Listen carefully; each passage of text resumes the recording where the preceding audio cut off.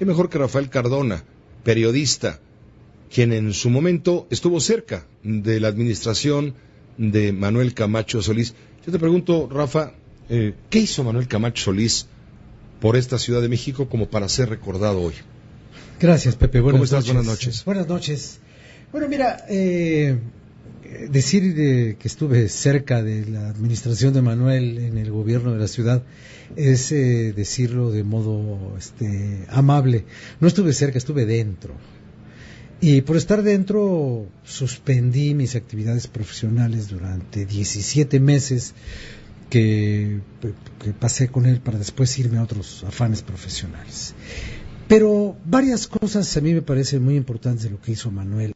Y la más importante, sin duda, es que él venía de la Secretaría, del primer espacio administrativo federal dedicado al medio ambiente y a la conservación, de la SEDUE. Él fue secretario de Medio Ambiente y Recursos Naturales, Semarnat. No, ¿SEDUE? Era la Secretaría de Desarrollo Urbano y Ecología. Es que ya le cambian tanto a las secretarías, que después estuvo ahí Marcelo Llavelli. Entonces, Manuel Camacho,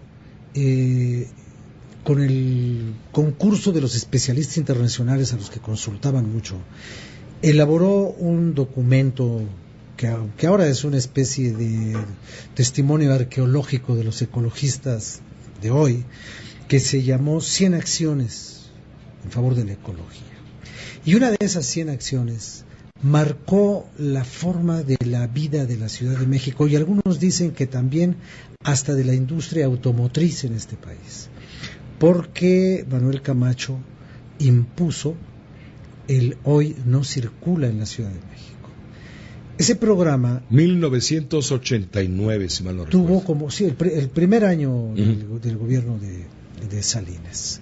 Ese programa tuvo como antecedente una convocatoria voluntaria que había hecho Ramón Aguirre para que quien quisiera voluntariamente no usar su automóvil un día a la semana lo manifestara, y le iban a dar una calcomanía casi como una estrellita en la frente para que ciudadano cumplido, se fuera abatiendo la producción de contaminantes de origen automotor en la Ciudad de México.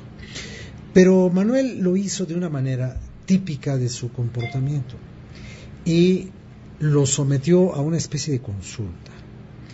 Y después hizo una segunda para ver si se prolongaban o no se prolongaban las cosas, pero ya todo lo tenía bastante amarrado. Y tuvo ahí a dos operadores importantes, que fueron Jorge Gamboa de Buen, que después se dedica hasta la fecha a la construcción de grandes conjuntos inmobiliarios, y Ramón Ojeda Mestre como director de Ecología de la Secretaría de Planeación del Gobierno de la Ciudad.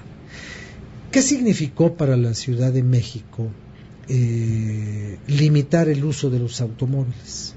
Bueno, limitó el uso de algunos automóviles, pero fomentó la compra de otros automóviles. Por eso dices que incidió en la industria automotriz. Sí.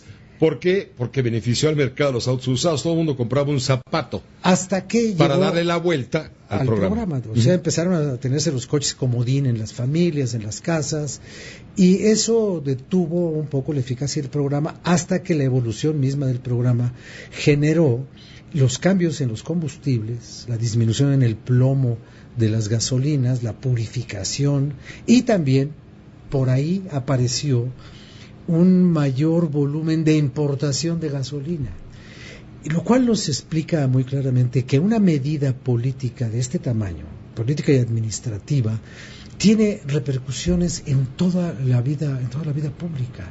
Yo te digo que no se habrían hecho las ampliaciones del metro que se hicieron si no se hubiera limitado el uso del automóvil. No porque sea una consecuencia directa exactamente de que los mismos usuarios son los que dejan el coche para usar el metro, pero había que aumentar la oferta del transporte público si estabas restringiendo el uso del transporte privado.